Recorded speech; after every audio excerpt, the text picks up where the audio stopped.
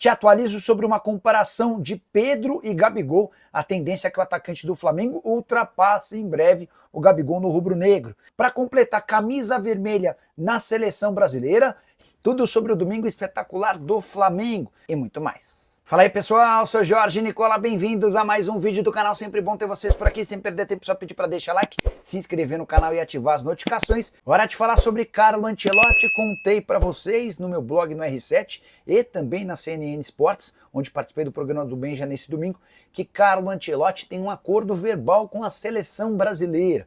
O sim foi dado na semana passada, depois de uma reunião de representantes da CBF com Frank Trimboli, que é CEO da CAA Base, a empresa que representa o Carlo Ancelotti em território europeu. O que ficou acordado é, o Ancelotti não pedirá a demissão do Real Madrid, mas ele já sabe que é questão de tempo para que saia do clube.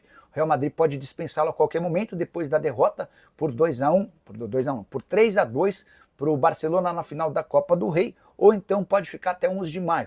Data em que Barcelona e Real Madrid se encontram pelo Campeonato Espanhol, e se o Barça confirmar o favoritismo e vencer o Real em Barcelona, deve encaminhar também nesse jogo a conquista do título espanhol. O Barcelona inclusive já escolheu um substituto para Carlo Ancelotti, trata-se de Xabi Alonso, treinador que pertence ao Bayer Leverkusen. O Leverkusen concordou em liberá-lo de graça para treinar o Real Madrid, o que facilita toda a negociação. Depois que eu trouxe essa informação no meu blog e também na CNN, já vi o New York Times e também outros jornalistas espalhados pelo mundo gravando o acordo entre Carlo Ancelotti e seleção brasileira. Parece ser questão de tempo para que isso seja finalizado. Por falar em técnico, quero trazer um número assustador. Campeonato Brasileiro de 2025 se credencia a estabelecer um novo recorde de trocas ou demissões de técnicos na história do futebol nacional. Já são 5 trocas em 6 rodadas. É importante lembrar que o recorde pertence ao Campeonato Brasileiro de 2010, com 30 trocas em 38 rodadas. A gente tem uma média próxima a um técnico demitido por rodada. Os técnicos já dispensados foram Mano Menezes, Pedro Caixinha, Gustavo Quinteiros, Ramon Dias e Fábio Carille. O Carille, o último demitido, caiu nesse domingo depois da derrota do Vasco para o Cruzeiro em Uberlândia. Só a título de comparação, e esse número é assustador. Na temporada passada, na Premier League, o campeonato inglês teve apenas 3 trocas de técnico. Na atual edição do futebol inglês, foram 7 trocas, ou seja, em apenas 6 rodadas a gente já tem um número próximo ao que a Premier League trocou em toda a atual temporada, restando poucos jogos para o campeonato inglês terminar. A saideira em relação a isso é ainda mais surpreendente. Apesar de mandar técnicos embora a rodo, o futebol brasileiro é apenas o 26º que mais demite treinadores. O recorde pertence à Costa Rica. E campeonatos como o uruguaio, português, paraguaio, venezuelano e até o argentino estão à frente do brasileiro. Quero falar agora sobre a seleção brasileira, e a última da CBF parece não ter agradado.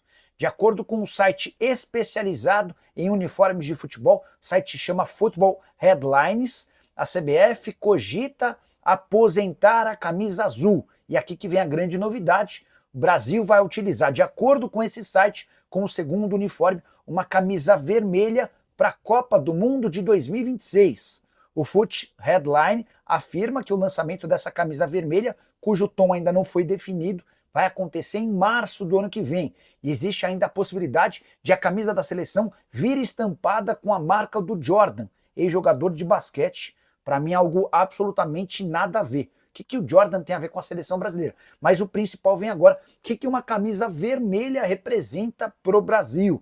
Ainda mais para ser utilizada em Copa do Mundo. Vale a lembrança de que, se isso for adiante, vai ser a primeira vez que a seleção brasileira terá, numa Copa do Mundo, um uniforme sem qualquer referência de cor em relação à sua bandeira. Nicola, mas a CBF já teve um uniforme preto, é verdade. Mas aquilo fez parte de uma campanha contra o racismo. Inclusive a camisa preta era bem bonita.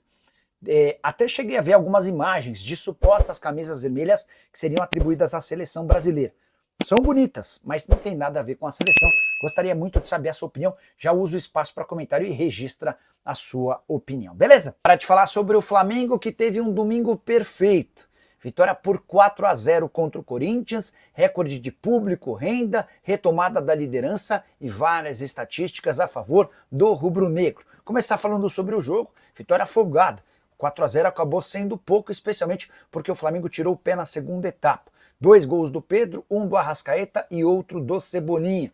Resultado que permitiu ao Flamengo retomar a liderança do Campeonato Brasileiro por causa da derrota do Palmeiras contra o Bahia no Allianz Parque. A nova classificação do campeonato tem o Flamengo com 14 pontos, Palmeiras e Red Bull Bragantino com 13. Queria destacar também o recorde de público e renda, foram 62.940 pagantes no jogo, 67.501 de público total. Já a renda ficou em 4.400.000 reais, os recordes anteriores. De público no jogo entre São Paulo e Santos, jogo no Morumbi com 52.400 torcedores, a maior renda pertencia a Vasco versus Flamengo, empate em 0-0 da semana passada, com 3.300.000 reais de renda.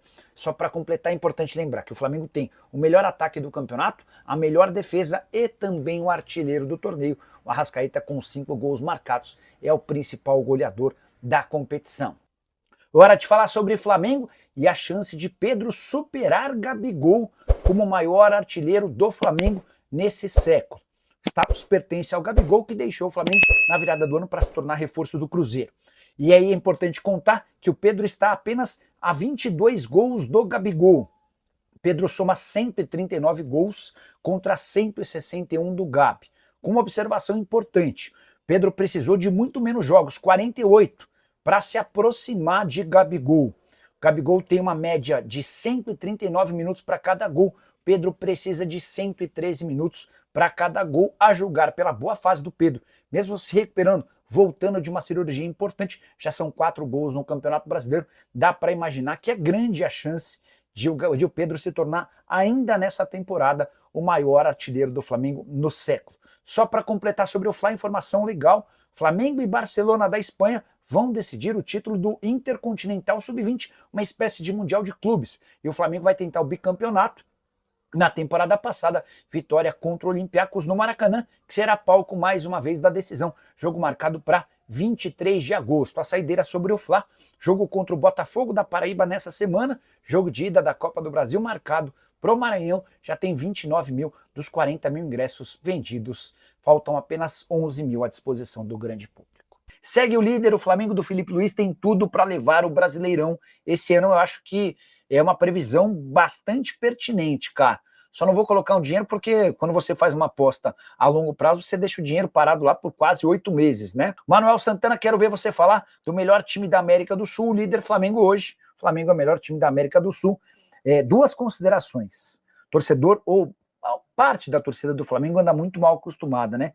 O time ficou 2 jogos sem marcar gol, 0-0 com o Vasco, tropeço, e 0-0 contra a LDU na altitude, bom resultado. Já tinha gente cobrando o Felipe Luiz, assim como também cobraram muito por conta da derrota contra o Central Córdoba.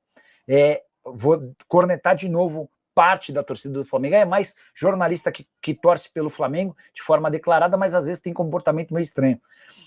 Falar mal do Arrascaeta, entender que ele não merece renovação de contrato ou duvidar da capacidade dele é uma das maiores maluquices do futebol brasileiro hoje. Não tem, na minha opinião, ninguém que joga mais no Brasil do que o Arrascaeta. Tem problemas físicos, precisa ser preservado, precisa que precauções sejam tomadas, mas ele é muito, mas muito, mas muito acima da média.